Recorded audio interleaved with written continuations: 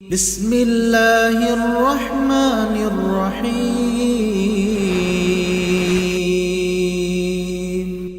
السلام عليكم ورحمة الله وبركاته. الحمد لله رب العالمين والصلاة والسلام على رسوله الكريم وعلى آله وصحبه ومن تبعهم بإحسان إلى يوم الدين. أما بعد، فأعوذ بالله من الشيطان الرجيم. وإلى ثمود أخاهم صالحا قال يا قوم اعبدوا الله ما لكم من إله غيره هو أنشأكم من الأرض واستعمركم فيها فاستغفروه ثم توبوا إليه إن ربي قريب مجيب. وقال تعالى وَإِذَا سَأَلَكَ عِبَادِي أَنِّي فَإِنِّي قَرِيبٌ أُجِيبُ دَعْوَةَ الدَّاعِ إِذَا دَعَانِ فَلْيَسْتَجِيبُوا لِي وَلْيُؤْمِنُوا بِي لَعَلَّهُمْ يَرْشُدُونَ. கண்ணியத்திற்குரியவர்களே, அல்லாஹ்வின் நல்லடியார்களே, என் அருமைக்கினிய சகோதர சகோதரிகளே, அல்லாஹ்வினுடைய மாபெரும் கிருபையினால் நாம் தொடர்ந்து அவனுடைய அழகிய பெயர்களையும் உயர்ந்த பண்புகளை குறித்து அறிந்து கொண்டு வருகின்றோம். அதிலிருந்து பெறக்கூடிய படிப்பினைகளையும் நாம் பெற்றுக்கொண்டு வருகின்றோம். அல்ஹம்துலில்லாஹ். அந்த தொடரிலே இன்று நாம் அறிய இருக்கக்கூடிய அல்லாஹ்வினுடைய அழகிய பெயர்தான் அல் முஜீப். பதில் அளிப்பவன், அங்கீகரிப்பவன், பிரார்த்தனைகளை ஏற்றுக்கொள்பவன், துவாக்களுக்கான விடை அளிக்கக்கூடியவன். அல்லாஹ் அவன் அல் முஜீபாக இருக்கிறான். அதாவது தன்னுடைய அடியார்கள் செய்யக்கூடிய பிரார்த்தனைகளை, துவாக்களை ஏற்றுக்கொள்பவனாகவும் அதற்கு பதிலளிக்கக்கூடியவனாகவும் அவன் இருக்கிறான். அல்லாஹ் அவனை குறித்து சாலேஹ் அலைஹிஸ்ஸலாத்து வஸ்ஸலாம் அவர்களுடைய வாயிலாக அல்லாஹ் திருமறை குர்ஆனிலே தெரிவிக்கும் பொழுது சொல்கின்றான், சாலேஹ் நபி அவர்கள் தன்னுடைய சமுதாயத்தை அல்லாஹ் ஒருவனை மட்டுமே வணங்க வேண்டும் என்ற அழைப்பு விடுக்கக்கூடிய அந்த சமயத்திலே கூறினார்கள், யா கௌமி இபுதுல்லாஹ மா லக்கும் மின் இலாஹின் கைரு. என் சமூகமே, அல்லாஹ் ஒருவனையே நீங்கள் வணங்குங்கள், அவனையன்றி உங்களுக்கு வேறு நாயன் இல்லை. அவனே உங்களை பூமியிலிருந்து உருவாக்கினான், படைத்தான், இன்னும் அந்த பூமியிலே உங்களை வசிக்கவும் செய்தான். எனவே அவனிடத்திலே நீங்கள் பிழை பொறுக்க தேடுங்கள், தௌபா கேளுங்கள், பாவ மன்னிப்பு கோருங்கள். ஏனென்றால் இன்ன ரப்பி, என்னுடைய இறைவன், என்னுடைய ரப்பு, கரீபுன், அவன் நெருக்கமாக இருக்கக்கூடியவன், மிகவும் அருகில் இருக்கக்கூடியவன், முஜீப், இன்னும் அவன் பிரார்த்தனைகளுக்கு விடையளிக்கக்கூடியவன், துவாக்களுக்கு அவன் பதிலளிக்கக்கூடியவனாக இருக்கிறான் என்று சாலேஹ் அலைஹிஸ்ஸலாத்து வஸ்ஸலாம் தன்னுடைய சமூகத்தை பார்த்து சொன்னார்கள். ஆக இந்த வசனம் நமக்கு எதை சொல்கின்றது என்றால், அல்லாஹ் ரப்புல் ஆலமீன் அவனுடைய பெயர் அல் முஜீப், பிரார்த்தனைகளுக்கு பதிலளிக்கக்கூடியவனாக இருக்கிறான், துவாக்களுக்கு பதிலளிப்பவனாக, அங்கீகரிக்கக்கூடியவனாக அல்லாஹ் ரப்புல் ஆலமீன் இருக்கிறான். அல்லாஹ் திருமறை குர்ஆனிலே ஒரு இடத்திலே சொல்லும் பொழுது, வஇதா சஅலக இபாதி அன்னி, என்னுடைய அடியார்கள் என்னை பற்றி நபி அவர்களே உங்களிடத்திலே கேட்பார்கள் என்றால் அவர்களிடத்திலே நீங்கள் சொல்லுங்கள், ஃபைன்னி கரீப், நான் அவர்களுக்கு நெருக்கமாக, மிகவும் அருகிலே இருக்கிறேன். உஜீபு தாவத தாஇ இதா தஆன், பிரார்த்தனை செய்யக்கூடியவருடைய பிரார்த்தனையை அவர் பிரார்த்திக்கும் போது நான் ஏற்றுக்கொள்ளக்கூடியவனாக, பதில் அளிப்பவனாக நான் இருக்கிறேன். துவா செய்யக்கூடியவருடைய துவாவை, துவா கேட்பவருடைய துவாவை அதை அவர் கேட்கும் பொழுது நான் பதிலளிக்கக்கூடியவனாக இருக்கிறேன். எனவே அவர்கள் என்னிடத்திலேயே கேட்கட்டும், அவர்கள் என்னிடத்திலேயே கேட்கட்டும், என்னையே, என் மீதே நம்பிக்கை கொள்ளட்டும், அவர்கள் நேர்வழி பெறுவதற்காக என்று அல்லாஹ் ரப்பல் ஆலமீன் சூரத்துல் பக்ராவினுடைய 186வது வசனத்திலே சொல்லி காட்டுகிறான். ஆக அவன் அல் முஜீப், பிரார்த்தனைகளுக்கான பதிலளிக்கக்கூடியவன், துவாக்களை அங்கீகரிக்கக்கூடியவனாக இருக்கிறான். அதிலிருந்து பெறப்பட்ட பண்பு என்ன? தன்னுடைய அடியார்களுடைய பிரார்த்தனையை அதற்கு அவன் பதிலளிக்கிறான், அதை அவன் ஏற்றுக்கொள்கிறான் என்பதாக நாம் குர்ஆனிலிருந்தும் இன்னும் ரசூலுல்லாஹி ஸல்லல்லாஹு அலைஹி வஸல்லம் கூறக்கூடிய நிறைய ஹதீஸுகளிலிருந்தும் நாம் அறிந்து கொள்கிறோம். எனவே அல்லாஹ் அல் முஜீப், அவன் துவாக்களை ஏற்றுக்கொள்ளக்கூடியவன், நம்முடைய அழைப்புக்கு பதிலளிக்கக்கூடியவன். எனவே அவனிடத்திலே நாம் நம்முடைய உள்ளத்தை ஒருங்கிணைத்து ஒருமுகப்படுத்தி இஹ்லாஸாக அவனிடத்தில் நாம் பிரார்த்திக்க வேண்டும். ஏனெனில் அவன் பிரார்த்தனைக்கு பதிலளிக்கக்கூடியவன். எனவே நாம் என்ன செய்ய வேண்டும்? உள்ளத்தை ஒருமுகப்படுத்த வேண்டும், இஹ்லாஸாக அல்லாஹ்விடத்திலே கேட்க வேண்டும்.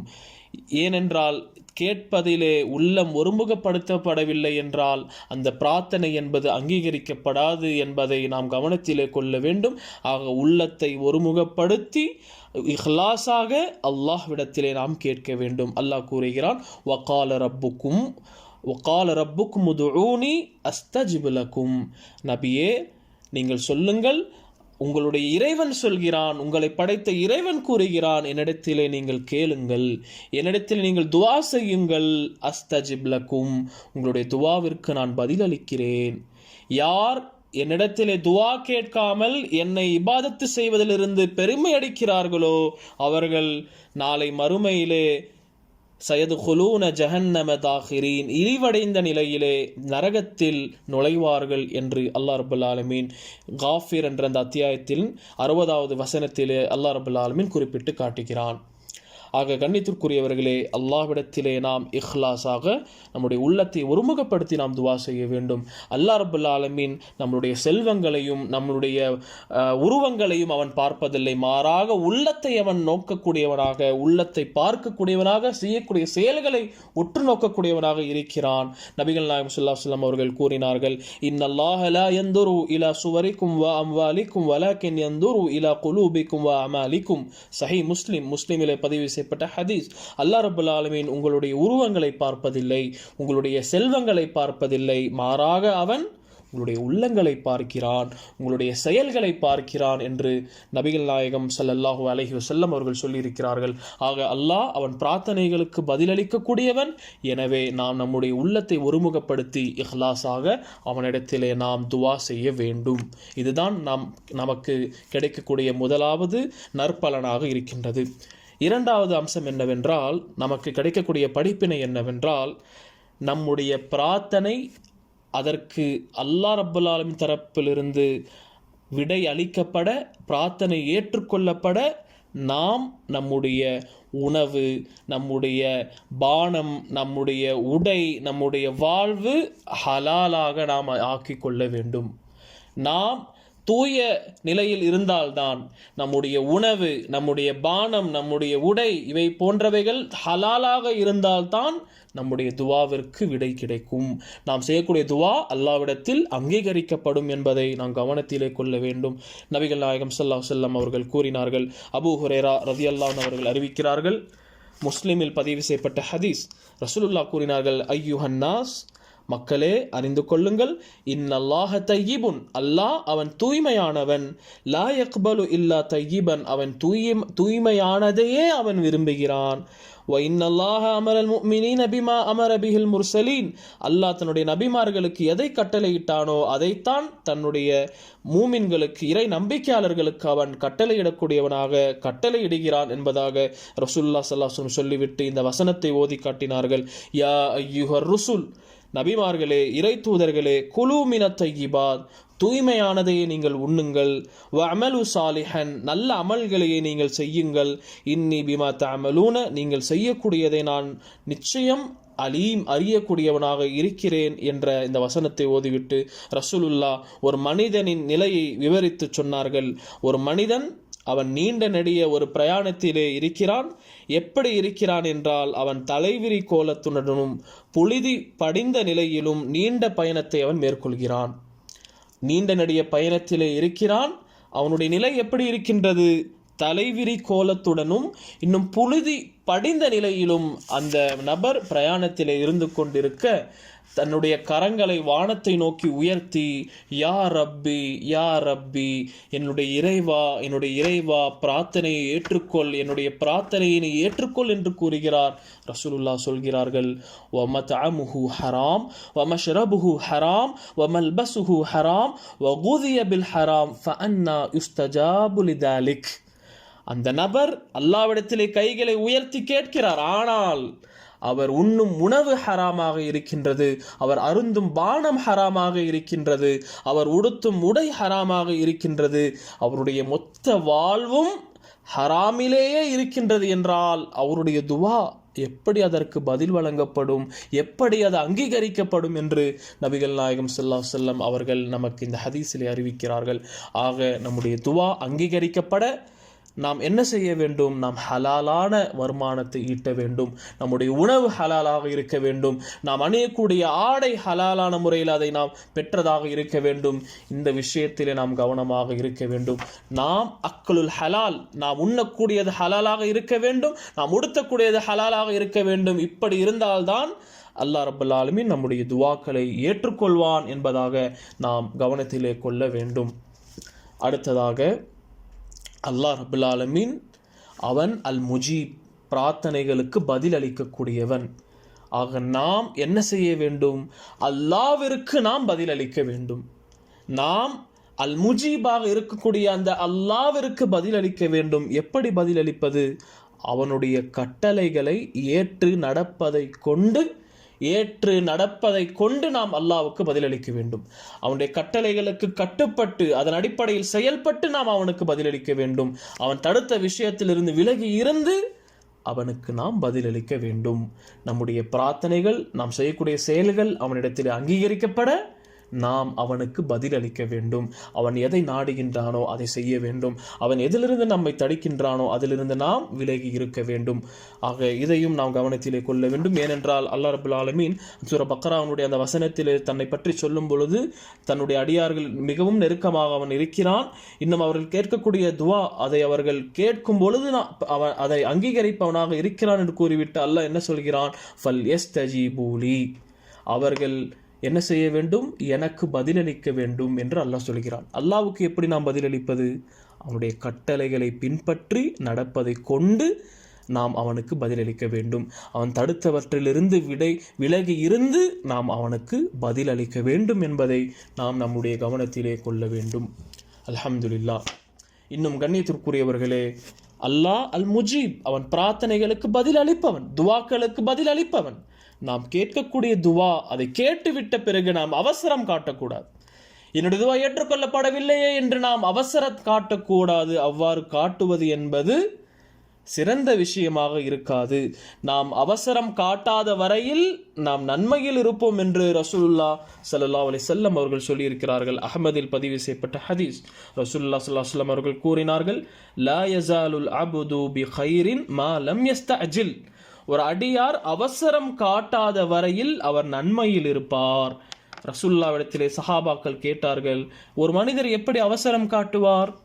அல்லாஹ்வின் தூதரே, ஒரு மனிதர் எப்படி அவசரம் காட்டுவார் என்று சஹாபாக்கள் கேட்க ரசூலுல்லாஹ் அதற்கு பதிலளித்தார்கள், யகூலு தஅவ்து ரப்பி ஃபலம் யஸ்தஜிப் லி, அவர் கூறுவார், இறைவா, நான் உன்னிடத்திலே துவா செய்தேன், பிரார்த்தனையில் ஈடுபட்டேன், ஆனால் என்னுடைய பிரார்த்தனை அங்கீகரிக்கப்படவில்லையே, நீ அதை ஏற்றுக்கொள்ளவில்லையே, நீ அதற்கான விடையை இன்னும் அளிக்கவில்லையே என்று அவர் கூறக்கூடியவராக இருப்பார்.